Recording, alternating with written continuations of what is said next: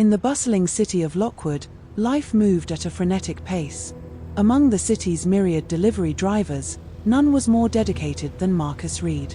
Known for his punctuality and precision, Marcus took pride in navigating the city's labyrinthine streets and ensuring that every package reached its destination on time. Little did he know that one particular route would change his life forever. It was a crisp autumn evening, and the air had a sharp, invigorating chill. Marcus had just finished his usual route and was preparing to head back to the depot when his phone buzzed with an incoming notification. There was one last-minute delivery, marked urgent. The address was unfamiliar, the old Lockwood Lighthouse. Marcus paused, frowning at the screen. The lighthouse was a relic from a bygone era, long decommissioned and shrouded in local legends. Some said it was haunted by the ghost of its last keeper, Samuel Blackwood, who had mysteriously vanished. But Marcus wasn't one to be swayed by ghost stories. He shrugged, loaded the package into his van, and set off. As he drove, the bustling cityscape gradually gave way to quieter, more desolate streets. The streetlights grew sparse, and the hum of traffic faded into the distance. The sun had dipped below the horizon, and a thick fog began to roll in, curling around the trees and buildings like spectral fingers. The GPS led him down a narrow, winding road that seemed to disappear into the mist. The lighthouse eventually came into view, standing alone on a rocky outcrop by the sea. Its once bright beacon was dark, and its silhouette was barely visible through the fog. Marcus parked his van at the base of the cliff and grabbed the package, his breath visible in the cold air. He hesitated for a moment, a sense of foreboding creeping up his spine, but he was determined to complete his delivery. The path to the lighthouse was treacherous, with loose stones and tangled underbrush. Marcus's footsteps echoed in the stillness, the only sound in the eerie silence. The fog was thick and heavy, muffling the world around him. The distant cry of a foghorn sounded intermittently, its mournful wail adding to the unsettling atmosphere. As Marcus approached the lighthouse, he noticed the building's dilapidated state.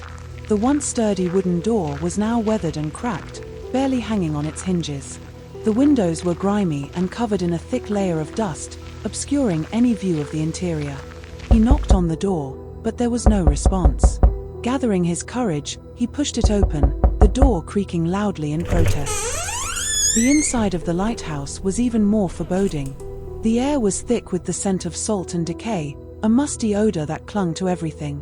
Dust motes danced in the beam of his flashlight as he swept it around the room. The furniture was old and covered in white sheets, which had yellowed with age. Cobwebs hung like tattered curtains from the ceiling, swaying gently in the breeze that seeped through the cracked windows. The spiral staircase in the center of the room creaked ominously as Marcus began to climb. Each step echoed hollowly, the sound amplified by the silence. Halfway up, he heard a soft, rhythmic tapping, like the beating of a heart. He paused, his own heart racing, and shone his flashlight around, but saw nothing. Shaking off his fear, he continued his ascent, the tapping sound growing fainter. At the top of the stairs, Marcus found himself in the keeper's quarters. The room was filled with old, weathered furniture, and the walls were lined with dusty bookshelves. A grand chandelier hung from the ceiling, its crystals dulled by years of neglect. The only light came from the moon, which filtered through the grime-covered windows in pale, ghostly beams. In the center of the room stood a large, ornate desk. Behind it was a portrait of Samuel Blackwood, the last lighthouse keeper. The portrait was faded, but the stern, haunted eyes of Samuel seemed to follow Marcus as he moved. He felt a chill run down his spine but pressed on, placing the package on the desk. As he turned to leave, the tapping sound returned, louder and more insistent. He spun around and saw a shadowy figure standing in the corner of the room. The figure stepped forward, and Marcus could see it was an elderly man in a tattered uniform, his eyes hollow and expression forlorn. The ghostly figure spoke in a voice that seemed to come from another world, a hollow, echoing sound that sent shivers down Marcus's spine. "Thank you for bringing the package. It contains something I lost long ago." Marcus, frozen with fear, watched as the ghost moved toward the desk and opened the package. Inside was an old, tarnished pocket watch. The ghost's expression softened as he took the watch in his hands. "My name is Samuel Blackwood. I was the keeper of this lighthouse. This watch was a gift from my wife, and I lost it the night I died. The ghost looked at Marcus with a sad smile. Now that it has been returned to me, I can finally rest. As Samuel spoke, the room seemed to brighten, and the oppressive atmosphere lifted. The ghost's form grew fainter until it disappeared entirely, leaving Marcus alone in the keeper's quarters. He felt a strange sense of peace, as if a great burden had been lifted from the lighthouse. The temperature in the room began to rise, and the ghostly presence that had filled the lighthouse seemed to dissipate. Marcus stood there, his heart pounding, as the reality of what had just happened began to sink in. He had come face to face with a ghost, a spirit trapped between worlds, and had helped it find peace. As he descended the staircase, he noticed that the tapping sound had ceased, and the air felt lighter.